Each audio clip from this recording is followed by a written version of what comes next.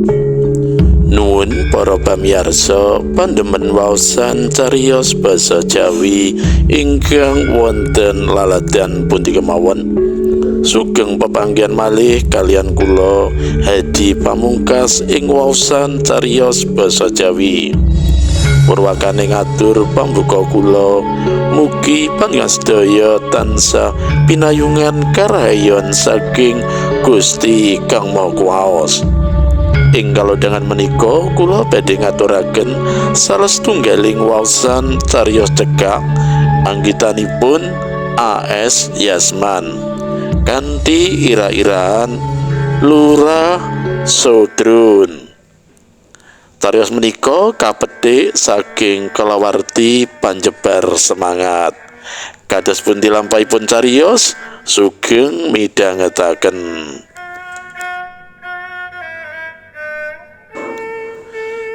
Jenenge sing asli wiwit cilik Sunarto meh ngembari asmane Sunarko Budiman sing ngesuwi Sanggar Sastra Triwida. Sunarto isih klebu tilas kanca sekelas nalika SMP karo aku iki pancen gendhengi tenan. Dheweke mandheg tekan SMP merga isin kancane saangkatan wis ganti seragam abu-abu putih. Sunarto isih nganggo biru putih. Kancane rampung SMA, dheweke lagi tamat SMP. Saben taun mesti nunggak kelas 1 2 tahun, kelas 2 2 tahun, kelas 3 uga 2 tahun. Tujune wayah ujian nasional dheweke bisa lulus. Tangga teparo marabi dheweke Narto Sodrun, ana uga sing nyeluk Narto Gemblung awit duweni pakulinan kang ora lumrah. Contone wis anak-anak ngancik mlebu SMP, Narto isih seneng dolanan nekeran lan layangan. Banjur yen ana pasamuwan ing bebrayan karo tangga teparo sing dikojahake mung babagan prawan-prawan sing durung payu rabi utawa rondo kinclong sing lagi wae dipegat utawa ditinggal mati sing lanang. Nganti saiki dadi lurah meh setahun, warga kampung yen ngundang utawa sapa aruh ya jangkar, ora ngundang jenenge sing asli. Pak Sodrun malah rumangsa bombong duwe paraban sing hoki. Dheweke ora rumangsa disepelekake, nadyan sing karan malah julukane. Sedeng bojone wae yen nyeluk ya Mas Sodrun, klebu anake siji til ngundange ya Pak Sodrun. Dipilih dadi lurah kanggo ngenteni kelungguhane bapake sing wis kapundhut Gusti. Dene mono ana calon 3 sing maju macung lurah. Calon kadhes 3 mau ya kuwi Priyambada, guru SD sing wis duwe jam terbang mulang 20 tahun ing kampungku lan nyandang predikat sertifikasi guru. Calon nomor 2 Putri Ningsih, juru tata rias sing salone pating tlecek meh sak kecamatan. Dasar piyayine familiar, ayu meraati lan sisiane penggede ing kabupaten klebu sugih mlegedu. Wondene calon nomor 3 ya Mas Sodrun iki sing katelah tuan tanah merga sawah Tegali Ombo. Sugih Mas Sodrun ngimbangi Putri Ningsih. Sadurunge lungguh dadi lurah, nalika kampanye kabeh ngumandangake misi lan visine kanggo narik simpati masyarakat lan golek dukungan supaya bisa kasil menang. Dina kapisan jatahe Priyambada sesorah arep ngentaske rakyate saka kabodohan kanthi ngedekake sekolah gratis. Ora perlu jagake dana bos sing sok rendet caire lan kakean birokrasi. Kabeh warga prasekolah kudu bisa lungguh nganti tekan pamulangan tingkat SLTA. Dene calon loro ngudar gagasan duwe panemu ngajak para warga supaya bisa mandiri njembarake kawruh nyinau keterampilan sing nambahi pametu ing kalane wektu longgar. Ibu-ibu sedaya mawon, tinimbang kalane nganggur mengpetan, sumangga sesarengan ngudi keterampilan tumut latihan tata rias, sinau dekor, nyulam utawi batik. Hasilipun rak kenging kangge tambah tumbas bumbu pawon. Mangke sedaya warga nanem saham nggih ngedekake koperasi. Hasil karya panjenengan dipun tampung lajeng dipun sadhe dhateng masyarakat. Kula semadya mbantu modal.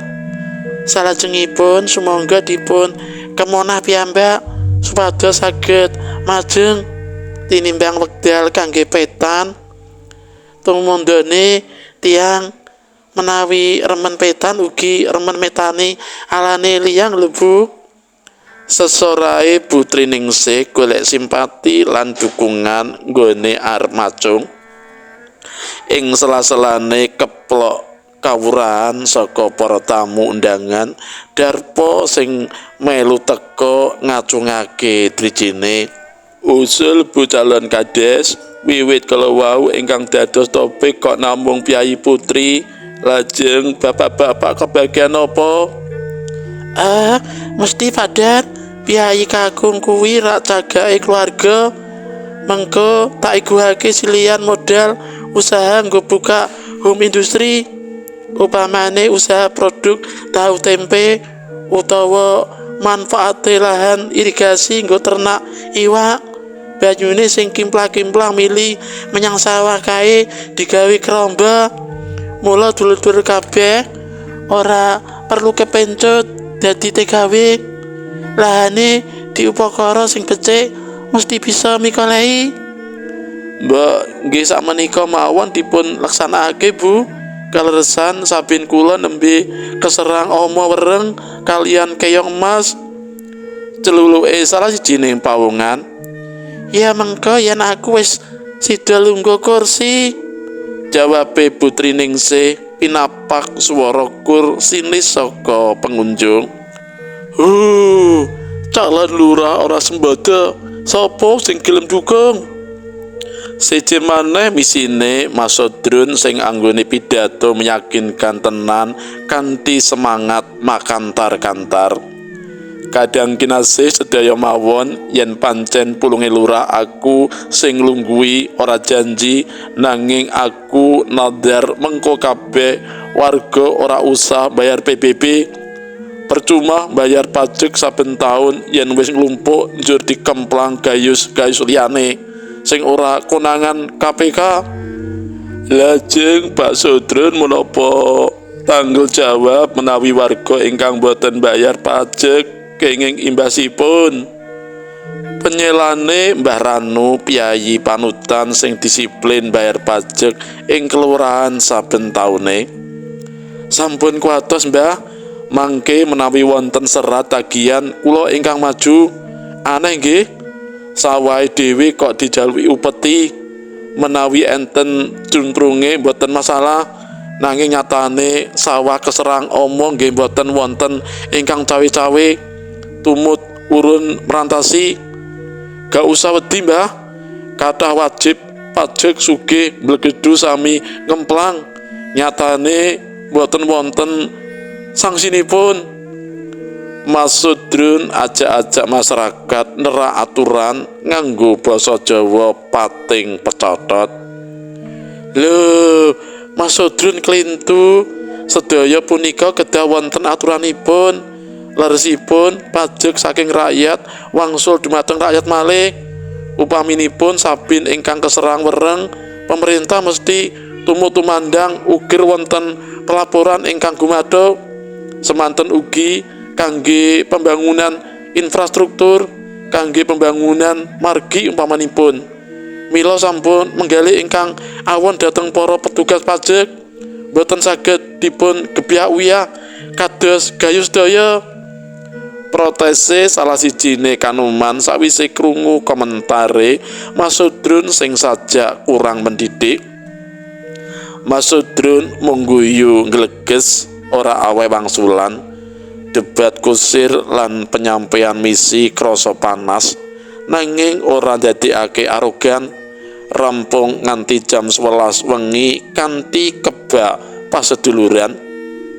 Ora mung liwat sak pertemuan karo pendukunge wae nggone promosi golek simpati masyarakat, nanging 5 sasi sadurunge wis ancang-ancang propaganda kanthi masang umbul-umbul lan masang baliho ing panggonan sing strategis gampang diweruhi dening masyarakat sing kebeneran liwat. Calon lurah nomor 1 ana gambare Mas Guru Priambodo kanthi busana nasional lan slogan sekolah. Ayo pilih aku bebarengan mukti ngayomi lan ngayomi, siap ngentasake kebodohan. Calon nomor 2 menuju desa mandiri lan berprestasi.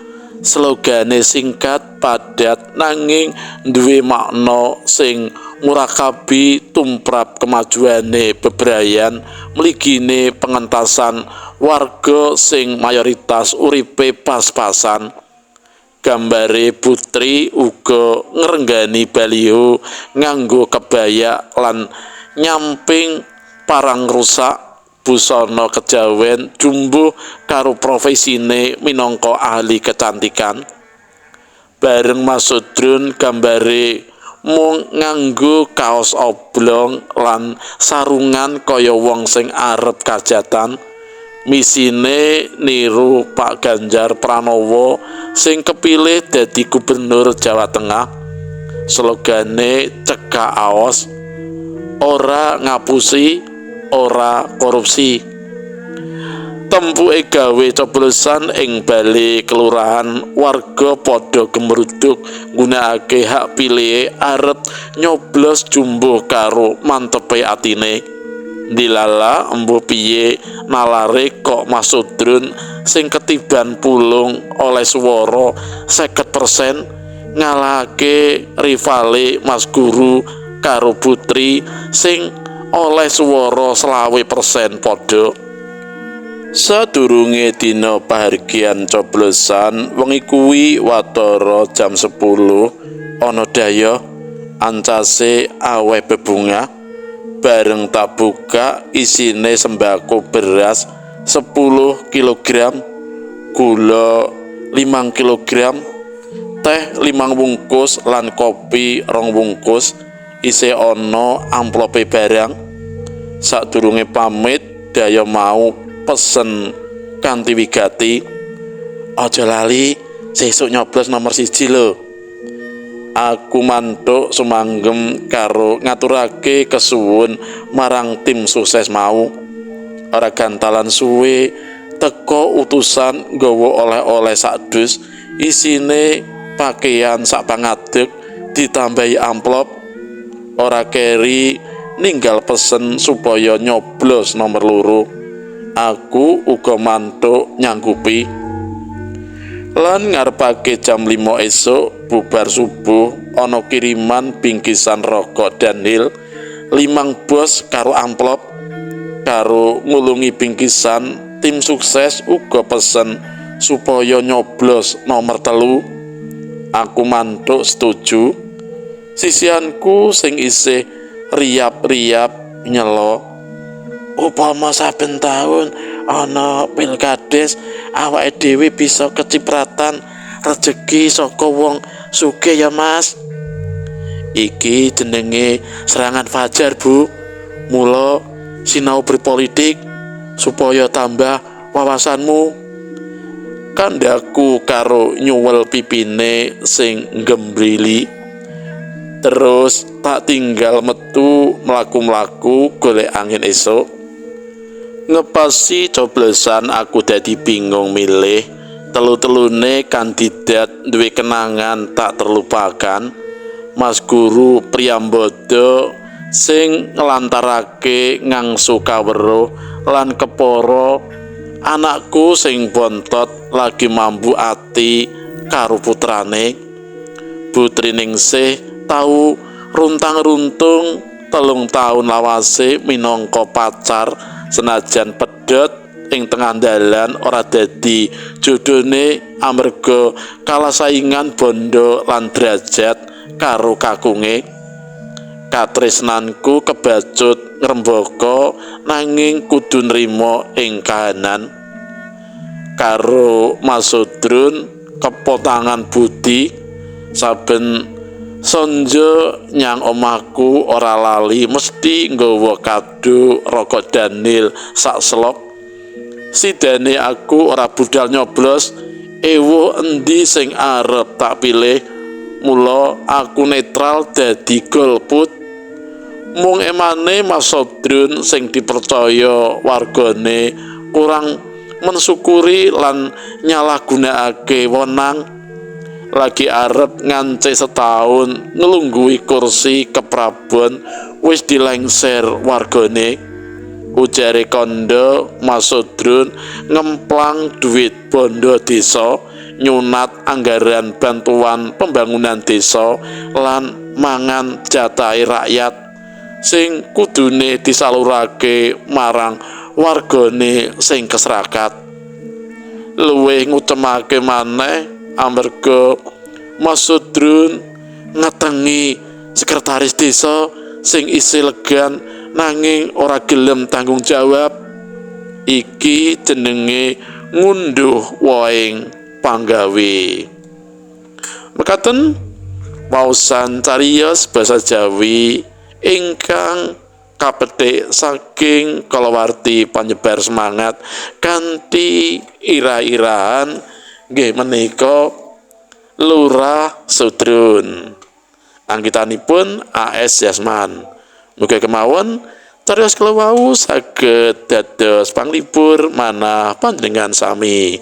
Matur nuwun, matur nuwun, nuwun rahayu ing pinanggih lan saged dipun tenggo cariyos-cariyos salajengipun.